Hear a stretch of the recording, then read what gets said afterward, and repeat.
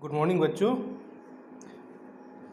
कैसे हैं आप बच्चों। आज हम कक्षा 8 वसंत का 7वां पाठ पढ़ रहे हैं, क्या निराश हुआ जाए।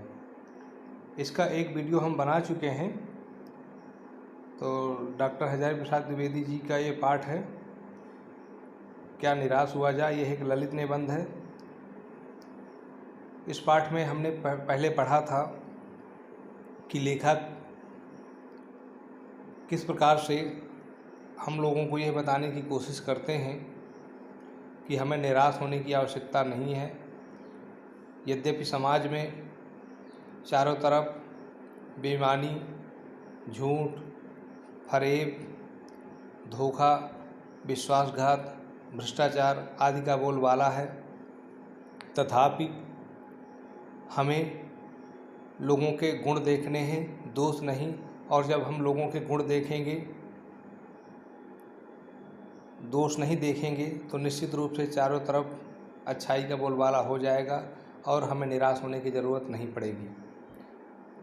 हाँ, एक बात उन्होंने ज़रूर कही कि लोगों अगर कोई दोषी है तो हमें उसका पर्दाफाश करना चाहिए, लेकिन उसमें मज़ा लेना, आनंद लेना बुरी बात है। और अगर कोई व्यक्ति अच्छा कार्य करता है तो निश्चित रूप से हमें उसकी प्रशंसा करनी चाहिए और उस अच्छे कार्य का प्रचार प्रसार करना चाहिए, ताकि लोगों को हम बता सकें कि समाज में केवल बुराई नहीं, अच्छाई भी है। और यह व्यक्ति का सबसे बड़ा गुण हो सकता है कि हम लोगों का दोष न बताएं, लोगों का गुण बताएं। तो लेखक भी इसी क्रम में कुछ बताना चाहते हैं, कहना चाहते हैं कि देखिए, हम बहुत सारी घटनाएं इस दिन भर पढ़ते हैं, जानते हैं, बताते हैं, सुनते हैं, जिसमें लोगों ने बुरा किया है। लेकिन लोगों ने अच्छा कब किया है, क्या हमने कभी किसी को बताया? चलिए, तो ऐसे ही लेखक कुछ हमको घटनाएं बताना चाहते हैं कि जब लोगों ने उनके साथ अच्छा व्यवहार किया और उस अच्छे व्यवहार का क्या परिणाम हुआ। तो एक घटना बता रहे हैं लेखक। एक बार रेलवे स्टेशन पर टिकट लेते समय टिकट लेते हुए गलती से मैंने 10 के बजाय 100 रुपये का नोट दिया और मैं जल्दी जल्दी गाड़ी में आकर बैठ गया। थोड़ी देर में टिकट बाबू उन दिनों के सेकेंड क्लास के डिब्बे में हर आदमी का चेहरा पहचानता हुआ उपस्थित हुआ। उसने मुझे पहचान लिया और बड़ी विनम्रता के साथ मेरे हाथ में 90 रुपये रख दिए और बोला, यह बहुत गलती हो गई थी।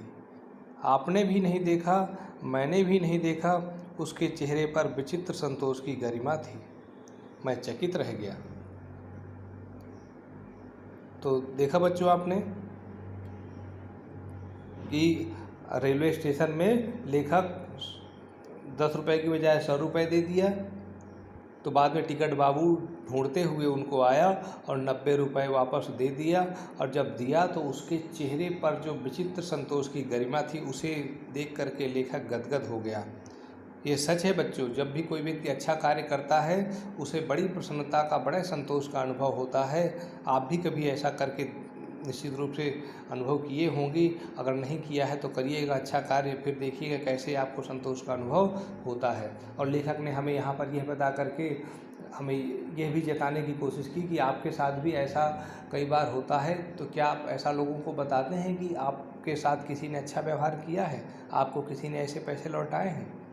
बहरहाल इसीलिए लेखक कहते हैं, कैसे कहूँ कि दुनिया से सच्चाई और ईमानदारी लुप्त हो गई है।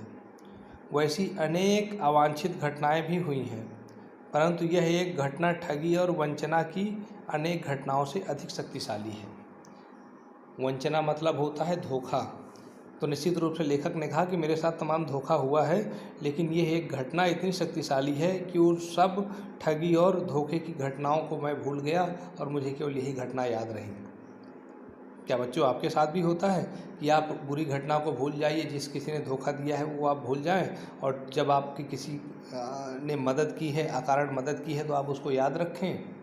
यदि ऐसा है तो बहुत अच्छा है, और नहीं है तो हमें ऐसा ही करना चाहिए। हमें अच्छी घटनाओं को याद रखना चाहिए, बुरी घटनाओं को भूल जाना चाहिए। बहरहाल लेखक एक दूसरी घटना बताते हैं। क्या कहते हैं? एक बार मैं बस में यात्रा कर रहा था। मेरे साथ मेरी पत्नी और 3 बच्चे भी थे। बस में कुछ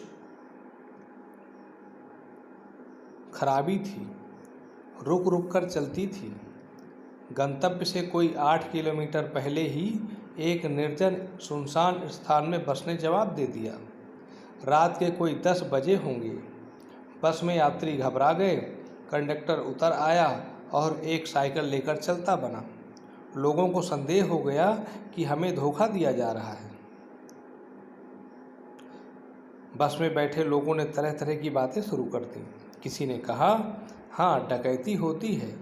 2 दिन पहले इसी तरह एक बस को लूटा गया था। परिवार सहित मैं ही अकेला था। बच्चे पानी पानी चिल्ला रहे थे। पानी का कहीं ठिकाना ना था। ऊपर से आदमियों का डर समा गया था। तो बच्चों, यहाँ पर इस घटना के बारे में आपने समझा कि लेखक कहीं जा रहा था और जहाँ जा रहा था वहाँ से करीब 10 किलोमीटर पहले ही जंगल में उनकी बस खराब हो गई और कंडक्टर तो उतर के साइकिल से भाग गया। और जब वो भाग गया ना, तो लोगों ने कैसी चर्चा शुरू कर दी कि यहाँ कंडक्टर और ड्राइवर मिलकर के बसों को लाते हैं, बसों को खड़ा कर देते हैं, फिर भाग जाते हैं, डकैतों को लाते हैं और वे डकैत यात्रियों को लूट लेते हैं और मारते भी हैं। ऐसी तमाम तरह की अफवाहें शुरू हो गई। पता नहीं वो सच भी थी या नहीं थी, लेकिन जब ऐसी बातें होने लगीं तो लोगों का घबरा जाना, डर जाना स्वाभाविक था। और ऊपर से उस कंडक्टर का साइकिल लेकर के चले जाना। तो जब इस तरह की बातें होने लगी, लेखक भी घबरा गया। अब जब सब घबरा गए तो निश्चित रूप से घबराहट में कुछ न कुछ ऐसा कदम उठाएंगे जो शायद अनुचित हो। देखते हैं लोग क्या कदम उठाते हैं। ये देखिए, यहाँ पर ये चित्र है जहाँ पर ये आगे साइकिल में कंडक्टर जा रहा है। ये खराब बस खड़ी हुई है और इधर बहुत सारे यात्री आपस में एक दूसरे से चर्चा कर रहे हैं। देखते हैं। कुछ नौजवानों ने ड्राइवर को पकड़कर मारने पीटने का हिसाब बनाया। ड्राइवर के चेहरे पर हवाइयाँ उड़ने लगीं। लोगों ने उसे पकड़ लिया। वह बड़े कातर ढंग से मेरी ओर देखने लगा और बोला, हम लोग बस का कोई उपाय कर रहे हैं, बचाइए, ये लोग मार डालेंगे। डर तो मेरे मन में भी था, पर उसकी कातर मुद्रा। चलिए आगे बढ़ते हैं, लेकिन यहाँ पर थोड़ा चर्चा कर लें।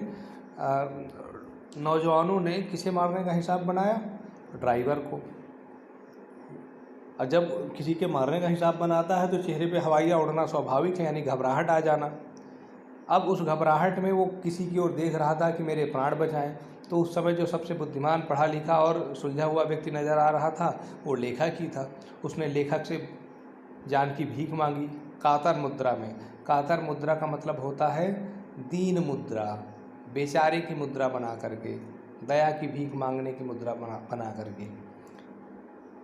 यद्यपि लेखक भी डरा हुआ था, लेकिन जब उसने उस कातर मुद्रा देखा लेखक ने, तो क्या हुआ? कातर मुद्रा देखकर मैंने यात्रियों को समझाया कि मारना ठीक नहीं है, परंतु यात्री इतने घबरा गए कि मेरी बात को सुनने को तैयार नहीं हुए। कहने लगे, इसकी बातों में मत आइए, धोखा दे रहा है, कंडक्टर को पहले ही डाकुओं को यहाँ भेज दिया है। अब लोगों की बात भी सही लग रही थी कि कंडक्टर जो साइकिल लेके चला गया, बताया किसी को है नहीं, तो लोगों ने कहा कि वो डाकुओं के यहाँ गया है और ये ड्राइवर इंतज़ार कर रहा है, इसलिए हम इसको मार रहे हैं। लेकिन लेखक बुद्धिमान थे, वो समझ रहे थे, और आप भी समझिए बच्चों, कि अगर कंडक्टर और ड्राइवर डाकुओं से मिले होते तो ड्राइवर वहाँ पर क्यों रुकता मार खाने के लिए? वह भी ना कंडक्टर के साथ भाग गया होता।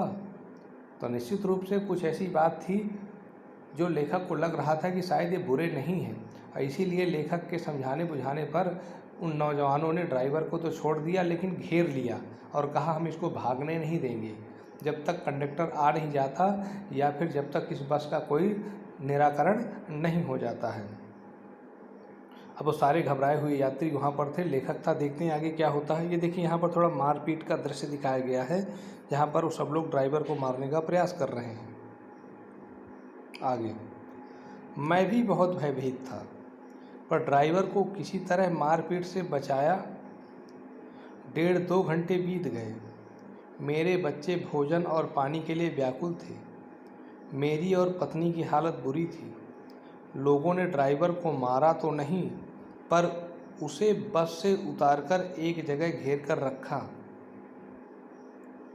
कोई भी दुर्घटना होती है तो पहले ड्राइवर को समाप्त कर देना उन्हें उचित जान पड़ा। मेरे गिड़गिड़ाने का कोई विशेष असर नहीं पड़ा। इसी समय क्या देखता हूँ कि एक खाली बस चली जा रही है और उस पर हमारा बस कंडक्टर भी बैठा हुआ है।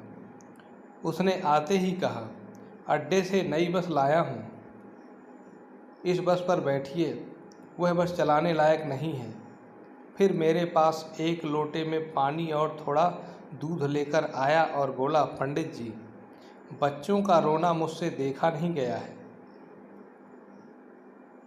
वहीं दूध मिल गया, थोड़ा लेता आया। अब देखिए लोगों ने क्या सोचा था, क्या हुआ कि वो जो ड्राइवर को मार पीट रहे थे, निश्चित रूप से लेखक ने उसको बचाया और इस बात को साबित कर दिया कि वो सारे नौजवान गलत थे, ड्राइवर और कंडक्टर गलत नहीं थे। क्यों? क्योंकि कंडक्टर जब थोड़ी देर बाद आया तो क्या लेकर के आया? एक बस लेकर के आया बस अड्डे से, और उसमें दूध भी लेकर आया, पानी भी लेकर आया लेखक के बच्चों के लिए। जो व्यक्ति इतना सहृदय हो, बिना सोचे विचारे उस पर दोष मढ़ देना कितना गलत है। यहाँ पर लेखक हमको ये बताने की कोशिश कर रहे हैं कि जो व्यक्ति अपनी जान जोखिम में डाल करके रात में साइकिल में बस अड्डे से बस लेने गया, दूध और पानी की व्यवस्था किया, लोग उसी पर तरह तरह के आक्षेप कर रहे थे। और ऐसा ही बच्चों प्रतिदिन हम करते हैं, बिना किसी का दोष जाने ही उस पर दोष मढ़ देते हैं। अब बाद में पता चलता है तो हम अपनी गलती मानने की बजाय, उसकी प्रशंसा करने की बजाय हम कतरा करके वहाँ से निकल जाते हैं। बहरहाल यात्रियों में फिर जान आई। सबने उसे धन्यवाद दिया, ड्राइवर से माफ़ी मांगी और 12 बजे से पहले सब लोग बस अड्डे पहुँच गए। देखिए कितनी बड़ी गलती हो जाती है अगर वो ड्राइवर को मारते, लेकिन लेखक ने बुद्धिमानी का परिचय दिया और वो ड्राइवर बच गया। बहरहाल कैसे कहूँ कि मनुष्यता एकदम समाप्त हो गई है, कैसे कहूँ कि लोगों में दया माया रह ही नहीं गई। जीवन में जाने कितनी घटनाएं ऐसी हुई हैं जिन्हें मैं भूल नहीं सकता। तो लेखक ने यहाँ पर यह हमको बताने की कोशिश की कि हम केवल ऐसी चर्चा करते हैं जब लोगों ने धोखा दिया, ऐसी चर्चा बिल्कुल नहीं करते जब लोगों ने दूसरे की सहायता की, अकारण सहायता की। इसलिए लेखक ने हमको 2 घटनाओं के माध्यम से यह बताने की कोशिश की कि लोगों में मनुष्यता अभी भी बाकी है, और इसीलिए लेखक कहते हैं कि मनुष्यता अभी समाप्त नहीं हुई, दया माया समाप्त नहीं हुई। चलिए फिर लेखक क्या कहते हैं। ठगा भी गया हूँ, धोखा भी खाया है, परंतु बहुत कम स्थलों पर विश्वासघात नाम की चीज़ मिलती है। केवल उन्हीं बातों का हिसाब रखो जिनमें धोखा खाया है तो जीवन कष्टकर हो जाएगा। परंतु ऐसी घटनाएं भी बहुत कम नहीं हैं जब लोगों ने अकारण सहायता की है, निराश मन को ढांढस दिया है और हिम्मत बंधाई है। कवियों रविंद्रनाथ ठाकुर ने अपने प्रार्थना गीत में भगवान से प्रार्थना की थी कि संसार में केवल नुकसान ही उठाना पड़े, धोखा ही खाना पड़े, तो ऐसे अवसरों पर भी हे प्रभु मुझे ऐसी शक्ति दो कि मैं तुम्हारे ऊपर संदेह ना करूं। देखिए इस पैराग्राफ को समझ ले। पहले लेखक ने कहा है कि वो ठगा गया है, धोखा खाया है, उसके साथ विश्वासघात हुआ है, लेकिन बच्चों ये बताने की कोशिश करना है कि अगर 10 जगह में से एक जगह विश्वासघात होता है, धोखा होता है, लोग ठगते हैं और 9 जगह लोग हमारी मदद करते हैं, तो हम उन 9 स्थानों को भूल करके केवल एक स्थान को याद रखते हैं और इसीलिए हमारा जीवन कष्टकर हो जाता है। यानी जब भी लोग आपको धोखा देते हैं केवल आप उसी को याद रखते हैं, जब लोग आपकी मदद करते हैं आप उसको भूल जाते हैं। इसी वजह से हमारा जीवन कष्टकर हो जाता है। और इसीलिए रविन्द्रनाथ ठाकुर जी ने भी बात कही है कि हे प्रभु अगर लोग हमको धोखा देते रहें, हमारा नुकसान करते रहें, विश्वासघात करते रहें, तब भी प्रभु आप हमें ऐसी शक्ति दें कि हम आप पर भरोसा बनाए रखें, विश्वास करते रहें कि नहीं, ईश्वर ही सब कर रहे हैं और हमारा ईश्वर से विश्वास ना हटे। ऐसी प्रार्थना रविन्द्रनाथ टैगोर जी ने की है, क्योंकि ऐसे महान पुरुष अकारण ही कोई प्रार्थना नहीं करेंगे। निश्चित रूप से इनका भी कोई जीवन दर्शन रहा है और एक सफल जीवन दर्शन रहा है, तो हमें इन पर आंख बंद करके भरोसा करने में कोई बुराई नहीं है। बहरहाल अंत में पढ़ते हैं। लेखक कहते हैं, मनुष्य की बनाई विधियां गलत नतीजे तक पहुंच रही हैं, तो इन्हें बदलना होगा। वस्तुतः आए दिन इन्हें बदला ही जा रहा है, लेकिन अब भी आशा की ज्योति बुझी नहीं है। महान भारतवर्ष की पाने की संभावना बनी हुई है, बनी रहेगी। मेरे मन, निराश होने की ज़रूरत नहीं है। हजारी प्रसाद द्विवेदी। तो निश्चित रूप से ये भारतवर्ष हमारा महान हो जाएगा तब जब हम आशा की ज्योति को जगाए रखेंगे, निराश नहीं होंगे, लोगों के सद्गुणों को याद करेंगे, दुर्गुणों को भूल जाएंगे, लोगों के सद्गुणों की प्रशंसा करने में संकोच नहीं करेंगे और दुर्गुणों का जो पर्दाफाश करेंगे तो तार्किक रूप से करेंगे, नैतिक रूप से करेंगे, ताकि उसमें व्यक्ति की बुराई ना हो बल्कि उसके दोषों की बुराई हो। तो इस प्रकार से लेखक हमको आसान्वित करने का प्रयास करते हैं। चलिए, इसमें कुछ प्रश्न हैं जो मैंने आपको बताया था। पहला प्रश्न जो मैंने बताया था उसको एक बार फिर बता दूं। लेखक ने स्वीकार किया है कि उन्हें भी धोखा दिया गया है, फिर भी वह निराश नहीं है। आपके विचार से इस बात का क्या कारण है? तो कारण यह है कि लेखक हमेशा लोगों के दोषों को याद नहीं रखते हैं, गुणों को याद रखते हैं। लेखक बड़े आशावादी हैं। लेखक उन बातों को याद रखते हैं, उन बातों का हिसाब रखते हैं जब लोगों ने उनकी मदद की है, सहायता की है, और उन बातों को लेखक भूल जाते हैं जब लोगों ने उनका फ़ायदा उठाया, उनको धोखा दिया, उनके साथ विश्वासघात किया है। तो लेखक के आशावादी होने का यही सबसे बड़ा कारण है। इसलिए लेखक निराश नहीं होते कि वो अच्छी बातों को याद रखते हैं, बुरी बातों को भूल जाते हैं। दूसरा, समाचार पत्रों, पत्रिकाओं और टेलीविज़न पर आपने अनेक ऐसी घटनाएं देखी सुनी होंगी जिसमें लोगों ने बिना किसी लालच के दूसरों की सहायता की है, ईमानदारी से काम किया है। तो ऐसे समाचार और लेख एकत्रित करें और कम से कम 2 घटनाओं पर टिप्पणी लिखें। तो समाचार और लेख एकत्रित नहीं करना है, आपको केवल 2 घटनाओं पर अपनी टिप्पणी लिखना है। उन 2 घटनाओं का पहले उल्लेख करना है कि जब लोगों ने अकारण किसी सड़क पर पड़े हुए व्यक्ति की मदद की, या किसी जानवर को गड्ढे से निकाला, या किसी बच्चे को उसके घर तक पहुँचाया, या किसी वृद्ध या किसी विकलांग व्यक्ति को कि उसके घर तक पहुंचाने में मदद की, आदि कुछ भी घटनाएं ऐसी हो सकती हैं जो आपने देखी सुनी हो, पढ़ी हो, उनका उल्लेख करना है। ठीक है। उसके बाद अगला प्रश्न है, लेखक ने यहाँ 2 घटनाओं का वर्णन किया है। एक तो रेलवे के टिकट बाबू का, दूसरा बस कंडक्टर की अच्छाई और ईमानदारी की बात बताई है। आप भी अपने किसी परिचित के साथ किसी घटना के बारे में बताइए जो परिचित के साथ घटना घटी हो, जो बिना किसी स्वार्थ के, भलाई के, ईमानदारी के, अच्छाई से कार्य किए हों। तो ऐसी किसी घटना का आप उल्लेख करें, या फिर एक दूसरा ऑप्शन देता हूं, आपके साथ भी अगर कोई ऐसी घटना घटी है कि जब किसी ने अकारण आपकी मदद की है, जैसे लेखक की टिकट बाबू ने की थी और बस कंडक्टर ने सारे बस यात्रियों की थी। तो अगर आपकी भी किसी ने ऐसी मदद की है तो उस घटना का भी संक्षिप्त एक वर्णन यहाँ पर प्रस्तुत करें। और पर्दाफाश में आते हैं। दोषों का पर्दाफाश करना कब बुरा रूप ले लेता है?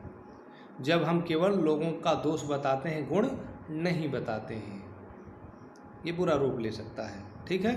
अगर हम लोगों का दोष भी बताएं और गुण भी बताएं तो निश्चित रूप से जिसका बताएंगे वो बुरा नहीं मानेगा, पहली बात। दूसरी बात, वो आपसे बदला लेने के बारे में नहीं सोचेगा। नहीं तो अगर आप मान लीजिए कोई भ्रष्ट अधिकारी है, उसके दोषों का पर्दाफाश करते हैं तो वो आपका नुकसान करने के बारे में निश्चित रूप से सोचेगा और आपका नुकसान कर भी सकता है। इसलिए अगर उसमें कोई गुण भी है तो उसका भी उल्लेख करें, यानी तटस्थ रह करके पर्दाफाश करना चाहिए। आजकल के बहुत से समाचार पत्र या समाचार चैनल दोषों का पर्दाफाश कर रहे हैं। इस प्रकार समाचारों और कार्यक्रमों की सार्थकता पर तर्क सहित विचार लिखिए। तो बिल्कुल इससे इस फ़ायदा क्या होता है, अगर किसी के दोस्त का पर्दाफाश होता है समाचार चैनल पर तो उससे फ़ायदा क्या होता है, वो आपको लिखना है। तो फ़ायदा यह होता है कि लोगों में जागरूकता आती है, भ्रष्टाचार कम होता है और जो दूसरे अन्य लोग होते हैं वो भी ईमानदारी से कार्य करने लगते हैं। ठीक है, तो ये सार्थकताएँ हैं। अगर आपको भी कुछ समझ में आए तो लिखिएगा ज़रूर। फिर आते हैं इसमें, कारण बताइए। निम्नलिखित के संभावित परिणाम क्या क्या हो सकते हैं, आपस में चर्चा कीजिए। जैसे ईमानदारी को मूर्खता का पर्याय समझा जाने लगा है, परिणाम भ्रष्टाचार बढ़ेगा। तो ये केवल चर्चा के विषय हैं, जब भी स्कूल खुलेंगे तो हम इन पे चर्चा करेंगे, आपको लिखना नहीं है। ठीक है, तो अब इसमें केवल इतना ही, केवल क्लास में चर्चा करने वाले टॉपिक बचे हुए हैं। तो जितना मैंने बता दिया आपको, पहला दूसरा तीसरा इन प्रश्नों के उत्तर लिखना है और पर्दाफाश में पहला और दूसरा इन दोनों के उत्तर लिख करके आपको भेजना है। और अगर कोई समस्या है तो ज़रूर मुझसे पूछिएगा। तो आज के लिए इस वीडियो में इतना ही, शेष बाद में हम अगले वीडियो में पढ़ेंगे। आपने इस वीडियो को देखा, इसके लिए आपका बहुत बहुत धन्यवाद।